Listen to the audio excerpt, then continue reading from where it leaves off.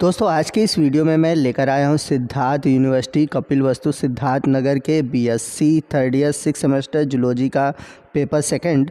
और ये जो पेपर हुआ है हाल ही में 9 मई 2025 को संपन्न हुआ है। और यहाँ के पेपर का जो पैटर्न था वो एमसीक्यू था।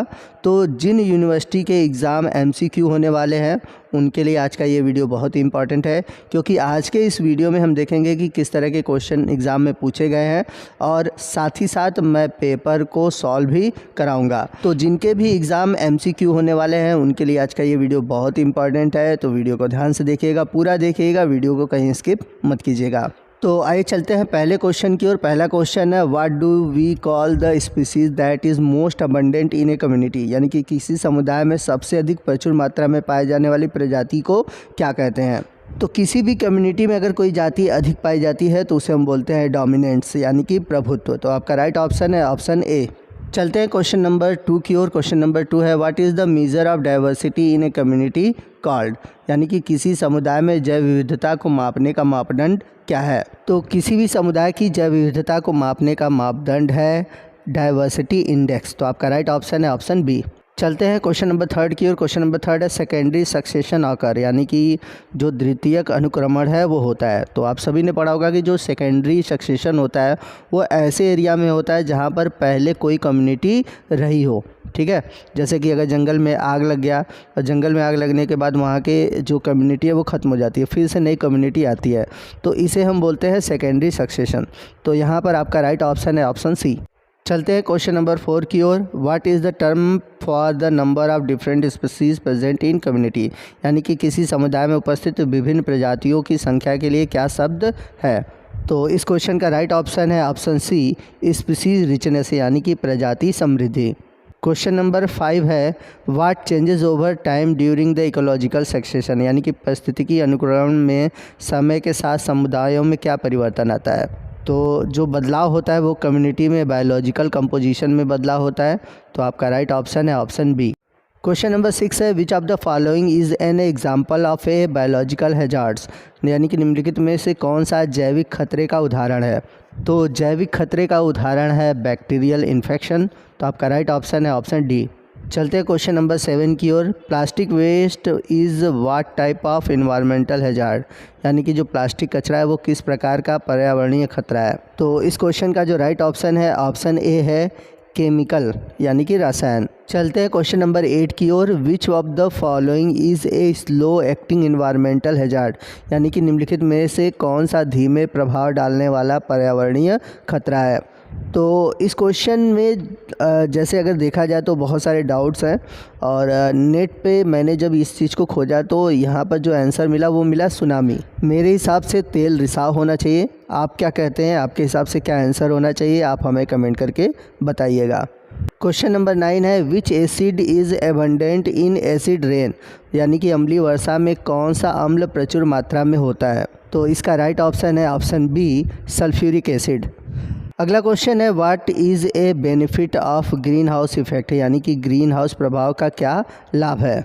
तो ग्रीन हाउस के प्रभाव के कारण जो हमारा वायुमंडल है उसका टेम्परेचर बना रहता है। तो आपका जो राइट ऑप्शन है ऑप्शन सी है। क्वेश्चन नंबर 11 है, where is the ozone layer located, यानी कि ओजोन परत कहाँ पाई जाती है। तो ओजोन परत पाई जाती है समताप मंडल में, यानी कि स्ट्रेटोस्फीयर में। तो आपका राइट ऑप्शन है ऑप्शन डी। क्वेश्चन नंबर 12 है, what is the main effect of global warming, यानी कि ग्लोबल वार्मिंग का मुख्य प्रभाव क्या है। तो जैसा कि हम सभी जानते हैं कि ग्लोबल वार्मिंग की वजह से जो समुद्र की सतह है वो बढ़ने लगेगी। तो आपका राइट ऑप्शन है ऑप्शन ए। क्वेश्चन नंबर 13 है, which is not including green house gas, यानी कि ग्रीन हाउस गैस में कौन शामिल नहीं है। तो बहुत सिंपल सा है कि हम सभी जानते हैं कि ऑक्सीजन ग्रीन हाउस गैस में नहीं है। तो आपका राइट ऑप्शन है ऑप्शन डी। क्वेश्चन नंबर 14 है, what step has been taken protect the ozone layer, यानी कि ओजोन परत की रक्षा के लिए कौन से कदम उठाए गए हैं। तो इसका राइट ऑप्शन है ऑप्शन ए, मॉन्ट्रियल प्रोटोकॉल। क्वेश्चन नंबर 15 है, what is the main cause of climatic change, यानी कि जलवायु परिवर्तन का मुख्य कारण क्या है। तो जलवायु परिवर्तन का मुख्य कारण है डिफॉरेस्टेशन, यानी कि वनों की कटाई। तो आपका राइट ऑप्शन है ऑप्शन बी। क्वेश्चन नंबर 16 है, घास हिरण से श्रृंखला किस प्रकार की खाद्य श्रृंखला का उदाहरण है? तो सिंपल सा ये क्वेश्चन है, इसका राइट ऑप्शन है option C, grazing food chain. Question number 17 है, निम्नलिखित में से कौन सा मिट्टी का प्रकार नहीं है? तो जो लावा है ये एक तरह से मिट्टी का प्रकार नहीं है, तो आपका राइट ऑप्शन है ऑप्शन डी। क्वेश्चन नंबर 18 है, पारिस्थितिकी तंत्र यानी कि इकोसिस्टम शब्द किसने प्रयोग किया था? तो सिंपल सा है, एजी टेंसले ने 1935 में इकोसिस्टम शब्द प्रयोग किया था। क्वेश्चन नंबर 19 है, निम्नलिखित में से विश्व संरक्षण रणनीति यानी कि WCS का प्रमुख उद्देश्य क्या है? तो इसका राइट ऑप्शन है ऑप्शन बी, सस्टेनेबल डेवलपमेंट यानी कि सतत विकास। चलते हैं क्वेश्चन नंबर 20 की ओर। विश्व संरक्षण रणनीति किस वर्ष शुरू की गई थी? तो ये शुरू की गई थी 1980 में यानी कि 1980 में, तो आपका राइट ऑप्शन है ऑप्शन ए। क्वेश्चन नंबर 21 है, operation conditioning involves learning through यानी कि ऑपरेशन कंडीशनिंग में अधिगम होता है, तो इसका राइट ऑप्शन है ऑप्शन सी, पुरस्कार और दंड। क्वेश्चन नंबर 22 है, NTCA का पूरा नाम है? तो NTCA का पूरा नाम है नेशनल टाइगर कंजर्वेशन अथॉरिटी, तो आपका राइट ऑप्शन है ऑप्शन ए। चलते हैं क्वेश्चन नंबर 23 की ओर। Which act govern protected area in India यानी कि कौन सा भारत में संरक्षित क्षेत्र को नियंत्रित करने वाला अधिनियम है? तो वाइल्ड लाइफ प्रोटेक्शन एक्ट 1972 यही एक ऐसा एक्ट है जो कि भारत में जो नियंत्रित करने वाले यानी कि जो संरक्षित क्षेत्र है उनको नियंत्रित किया जाता है, तो आपका राइट ऑप्शन है ऑप्शन बी।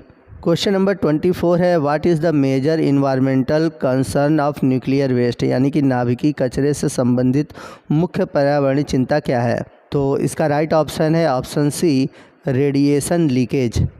क्वेश्चन नंबर 25 है, what is the direct health impact of heat wave caused by climate change यानी कि जलवायु परिवर्तन के कारण आने वाली गर्मी की लहरों का सीधा स्वास्थ्य पर प्रभाव क्या होता है? तो ऑप्शन सी सही है, हीट स्ट्रोक यानी लू का लगना। क्वेश्चन नंबर 26 है, जलवायु परिवर्तन के कारण वायु प्रदूषण मुख्यतः किस मानव अंग को प्रभावित करता है? तो सिंपल सा क्वेश्चन है, हम सभी जानते हैं कि वायु प्रदूषण के कारण मुख्यतः लंग्स यानी कि फेफड़े प्रभावित होते हैं, तो राइट ऑप्शन है ऑप्शन डी। क्वेश्चन नंबर 27 है, विच of the following is A mental health effect of climate disaster like floods and storm? तो बाढ़ और तूफान जैसी जलवायु आपदाओं का मानसिक स्वास्थ्य पर इनमें से कौन सा प्रभावित होता है? तो आपका राइट ऑप्शन है ऑप्शन बी। क्वेश्चन नंबर 28 है, जलवायु परिवर्तन पोषण एवं खाद्य सुरक्षा को कैसे प्रभावित करता है? तो इस क्वेश्चन का राइट ऑप्शन है ऑप्शन सी, खाद्य पदार्थों की उपलब्धता एवं गुणवत्ता में कमी करके। क्वेश्चन नंबर 29 है, कौन सा वैश्विक समझौता सार्वजनिक स्वास्थ्य की रक्षा के लिए जलवायु परिवर्तन को संबोधित करता है? तो इस क्वेश्चन का राइट ऑप्शन है ऑप्शन बी, पेरिस समझौता। चलते हैं अगले क्वेश्चन की ओर। क्वेश्चन नंबर 30 है, सीवेज में मुख्य रूप से होता है? तो सीवेज में मुख्य रूप से होता है मानव मलमूत्र और गंदा पानी, तो आपका राइट ऑप्शन है ऑप्शन सी। क्वेश्चन नंबर 31 से लेकर बाकी जो बचे हुए क्वेश्चन हैं मैं आपको इसका आंसर प्रोवाइड करा दे रहा हूं और आप आंसर अपने क्वेश्चन से मैच करा लीजिए और देख लीजिए कि कौन से आंसर सही हैं या फिर गलत हैं। और अगर कोई भी डाउट होता है तो आप हमसे कमेंट करके पूछ सकते हैं।